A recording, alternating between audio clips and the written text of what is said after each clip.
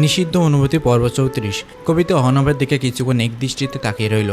অহনব অনুভূতিহীন হয়ে দাঁড়িয়ে আছে। কবিতা ধীরে ধীরে কলম তুলে নিল, কাঁপা কাঁপা হাতে ডিভোর্স পেপারে সাইন করে দিল। এত বছরের সম্পর্ক এখানে ইতি ঘটল। যেই সম্পর্কে কখনো কোনো ভালোবাসা ছিল না, ছিল যদি লোক দেখানো সংসার। দূর থেকে দেখে সবাই ভাবতো ওরা বেশ সুখী, কিন্তু ভেতরের খবর কি কেউ জানার চেষ্টা করেছে? নীলিমা জান ঠুকরে কেঁদে উঠলেন। কবিতাকে তিনি নিজের মেয়ের মতো ভালোবেসে এসেছেন। এত অন্যায় জানার পর কবিতাকে ফিরিয়ে নিতে চেয়েছেন। অহনাব ভালো থাকবে ভেবে কবিতা এত মিথ্যা কথা মেনে নিয়েছে। সেই কবিতা কিনা সাইন করতে একবার চিন্তা করলো না? রূপালী শিকদার বরাবরের মতো কঠোর হয়ে দাঁড়িয়ে আছে, চোখ মুখ গম্ভীর। ঘুরে ফিরে কবিতাকে দেখে যাচ্ছেন। রূপালী শিকদারের মনে ভাবনা এলো, একটা বিড়ালকে যদি কেউ কয়েকদিন নিজের কাছে রাখে, তার প্রতিও মায়া জন্মে যায়, যেখানে অহনাব ওর নিজের স্বামী। এতদিনে একটুও মায়া জন্মায়নি। ভাবতেই ওনার ভিতর থেকে দীর্ঘশ্বাস বেরিয়ে এলো। অহনাব শান্ত চোখে এতক্ষণ হয়ে যাওয়া সবকিছু খেয়াল করছিল। অহনাব এগিয়ে গিয়ে কবিতার হাত থেকে ডিভোর্স পেপারটা নিয়ে নিল। কাগজটা ভাঁজ করে খামে ঢুকে কবিতার দিকে তাকিয়ে বলল, আজ থেকে তুমি মুক্ত। এবার তুমি নিজের ইচ্ছা মতো যাকে খুশি তাকে নিয়ে ঘুরতে পারবে। কাউকে মিথ্যা বলার দরকার পড়বে না, আর কেউ তোমার অযথা বিরক্ত করবে না। কবিতার দৃষ্টি নিচু করে দাঁড়ালো, নরম স্বরে বলল, অহনাব আমি সরি, আমি তোমাকে। অহনাব কবিতাকে থামিয়ে দিল। একপাশে সরে এসে বলে উঠল, মা বাড়ি যাবে না? কবিতা আটকে উঠল, ছুটে এসে আদিলের সামনে দাঁড়ালো। আমাকে তুমি বিয়ে করবে না? মুহূর্তের মধ্যে সপাটে এক থাপ্পড় পড়লো কবিতার গালে। কবিতার মাথা ঘুরে উঠল, পড়ে যেতে গিয়ে বিছানা ধরে নিজেকে সামনে নিল। অহনাব চমকে তাকালো। অপরাজিতা চৌধুরী দৌড়ে এসে কবিতাকে ধরলো। রূপালী শিকদার মৃদু স্বরে আদিল বলে ডেকে উঠল। আদিল তেড়ে এসে বলল, কি পেয়েছো তুমি আমাকে? এতগুলো বছর ধরে তুমি ইচ্ছা মতো আমাকে মানসিক টর্চার করে এসেছো। আর কত? আয়নার নিজের দিকে তাকিয়ে দেখো না, মেয়ে মানুষ এত আত্মসম্মানহীন হয় কি করে? নীলিমা জান এগিয়ে এসে বলল, কি করেছে ও?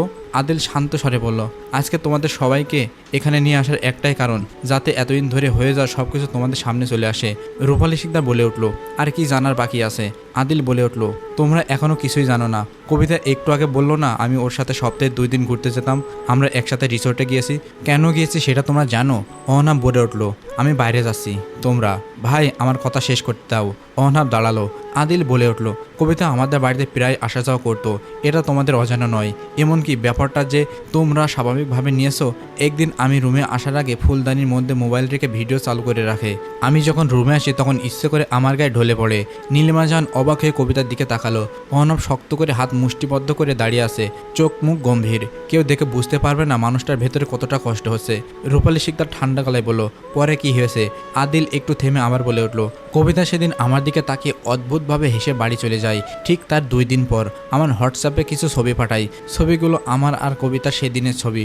তবে ছবিগুলো এমনভাবে এডিট করেছে কেউ দেখলে ভাববে আমি ওর জোর করে কাছে টানার চেষ্টা করছি। অপরাজিতা চৌধুরী অবাকে কবিতার দিকে তাকালো। কবিতা মাথা নিচু করে দাঁড়িয়ে আছে, চোখ লাল হয়ে আছে। অহনাব বুকের ভেতর কেমন ব্যথা করছে। যাই হোক না কেন, এই মেয়েটাকে তো একদিন নিজের থেকেও বেশি ভালোবেসেছিল। তার চরিত্র সম্পর্কে এত বাজে কথা শুনতে যেন নিজের কাছে নিজেই ছোটল হয়ে যাচ্ছে। নীলিমা জাহানের রাগে শরীর কাঁপছে। ইচ্ছা করছে কবিতা চুলের মুঠো ধরে ঘুরিয়ে দিতে। গর্জে উঠে বলল, এরপর কি করেছে এই অসভ্য বেয়াদবটা? আদিল আবার বলা শুরু করলো, কবিতা আমাকে ছবিগুলো দিয়ে ব্ল্যাকমেল করা শুরু করলো। ও আমাকে শর্ত দেয়, সপ্তাহে 2 দিন আমাকে ওকে নিয়ে বাইরে ঘুরতে নিয়ে যেতে হবে, না হলে ছবিগুলো আমার ভার্সিটি গ্রুপে পাঠিয়ে দেবে। রূপালী শিকদার কবিতার দিকে একবার তাকিয়ে বলল, তোমার ভার্সিটি গ্রুপে কবিতা কি করে ছবি পাঠাবে? আদিল দুপা এগিয়ে এসে রূপালী শিকদারের সামনে দাঁড়িয়ে বলল, মীরা ওকে গ্রুপে অ্যাড করেছে। নীলিমা জাহান অবাক হয়ে জিজ্ঞাসা করলো, মীরা?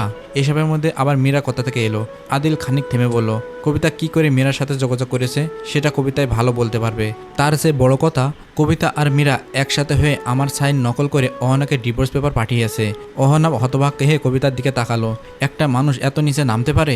রূপালী শিকদার গর্জে উঠে জানতে চাইল, মীরাকে তো আমরা ভদ্র মেয়ে ভেবেছি। তোমার সাথে ওর বিয়ের কথাও কয়েকবার খেয়াল হয়ে এসেছে। ওর বাবাকে ফোন দিয়ে আজকেই সব জানাবো। মেয়েকে শাসন না করে এভাবে ছেড়ে দিয়েছে কেন? অপরাজিতা চৌধুরী এগিয়ে এসে নীলিমা জাহানকে বললেন, আমার মেয়েটা একটু জেদি, হয়তো আদিলকে ভালোবেসে এসব করেছে, আপনারা ওকে ক্ষমা করে দিন। নীলিমা জাহান তেজি কণ্ঠে কিছু বলার আগেই আদিল ক্ষিপ্ত স্বরে বলে উঠল, আপনাকে আমি বারবার বলছি ওকে হাসপাতালে পাঠান, ওর চিকিৎসা দরকার আছে। একটা মানুষ এতবার ঘুমের ওষুধ খেয়েছে, নিজেকে শেষ করার চেষ্টা করেছে, আর আপনাকে বলার পরও আপনি হাত গুটিয়ে বসেছিলেন। এখন মেয়ের হয়ে সাফাই গাইছেন? অহনাব ধীর কণ্ঠে বলে উঠল, কে ওষুধ খেয়েছে? আদিল অহনাবের দিকে তাকিয়ে বলল, কবিতা খেয়েছে। শুধু ওষুধ না, ও নিজের গলায় কয়েকবার দড়ি বেঁধে সুসাইড করতে গিয়েছে। আমি ওর সাথে কথা না বললে হাত কেটে ছবি পাঠাতো, কখনো আমাকে ভিডিও কল দিয়ে ফ্যানের সাথে ঝুলে যাবে বলে ভয় দেখাতো। আজকে আমি এখানে কেন এসেছি জানো? সবাই আদিলের দিকে কৌতূহল নিয়ে তাকিয়ে রইল। আদিল আবার বলে উঠল, কবিতা নিজের হাত কেটে আমাকে ভিডিও পাঠিয়েছে আর বলেছে 2 ঘন্টার মধ্যে এখানে না এলে ও সুসাইড করবে। রূপালী শিকদার মাথা ধরে বিছানার এক সাইডে বসে পড়লো। নীলিমা শিকদার বুঝতে পারলো না কি বলবে, আদৌ কিছু বলার আছে কি না। পরিবেশটা যেন কিছুক্ষণের জন্য নীরব হয়ে যায়, কারো মুখে কোনো কথা নেই। নীরবতা ভেঙে নীলিমা জাহান এগিয়ে গেল কবিতার দিকে, শান্ত স্বরে বলে উঠল, এত কিছু করে কি পেলে? কেউ যদি তোমাকে না চায় তাহলে তুমি শত চেষ্টা করেও তার মনে জায়গা করে নিতে পারবে না। আর যাই হোক, জোর করে ভালোবাসা পাওয়া যায় না। কবিতা ধীরে ধীরে মাথা তুলে তাকালো, কোমল স্বরে বলল, আমি আদিলকে ভালোবাসি। ভালোবাসা তো অপরাধ নয়। আদিলকে আমি বিয়ে করতে চেয়েছি, তবুও দিনের পর দিন আমাকে অবহেলা করে গেছে। সবাই চায় ভালো থাকতে। রূপালী শিকদার ক্ষিপ্ত স্বরে বলল, এমন কোনো কথা নেই যে তুমি যাকে ভালোবাসবে সেই মানুষও তোমাকে ভালোবাসতে হবে। মেয়ে মানুষ এত ছেঁচড়া হয় কি করে? একটা মানুষকে নিজের করে পেতে এত ছলচাতুরি করে কি পেলে? আদৌ সেই মানুষটা তোমার হলো? সেই তো সবার সামনে ছোট হয়ে গেলে। আজকের এই মুহূর্তে দাঁড়িয়ে তুমি সব হারালে, নিজের ঘর সংসার সব। তোমার আর আদিলের জন্য অহনাব ঠকে গেছে। ওর তো এসবে কোনো দোষ ছিল না, ও কেন শাস্তি পাবে? কবিটা হঠাৎ তেজি গলায় বলল, কি কম আছে আমার মধ্যে? আমি চাইলে আদিলের চেয়েও 1000 গুণ ভালো ছেলে বিয়ে করতে পারতাম। কি নিয়ে এত দাম দেখাচ্ছে? বউ নিয়ে কি করে সুখে থাকে আমিও দেখে নিব। আদিল 2 বার স্ট্রোক করেছে না, কিছুদিনের মধ্যে আর 1 বার করবে, এবার আর বাঁচবে না। আমি যেহেতু এত বছর ধরে চাওয়ার পরেও ওকে পাইনি, তাহলে ওই অহনাও পাবে না। আর আদিল যে আমাকে সবার কাছে খারাপ বানালো, ও নিজের চরিত্রের কথা বলছে না কেন? আদিল যে আমাকে... কবিতা কথা শেষ করতে পারলো না। নীলিমা জাহান দৌড়ে এসে কবিতার গালে জোরে এক থাপ্পড় বসিয়ে দিল। কবিতা নিজেকে সামলানোর সুযোগ পেল না। মুহূর্তের মধ্যে নীলিমা জাহান কবিতার অন্য গালে আর একটা থাপ্পড় বসিয়ে দিল। তিনি রেগে আবার এগোতে যাবে, অহনাব ছুটে এসে নীলিমা জাহানকে জড়িয়ে ধরে। নীলিমা জাহান ক্ষিপ্ত স্বরে বলল, তোর এত বড় সাহস আমার সামনে দাঁড়িয়ে আমার ছেলে মৃত্যু কামনা করিস? এখন বুঝতে পারছি আমি আদিলের হঠাৎ বুকে ব্যথা বেড়ে যাওয়ার কারণ। তুই ওকে মানসিক অত্যাচার করেছিস, তাই আমার ছেলেটা মাসের পর মাস হাসপাতালে পড়েছিল।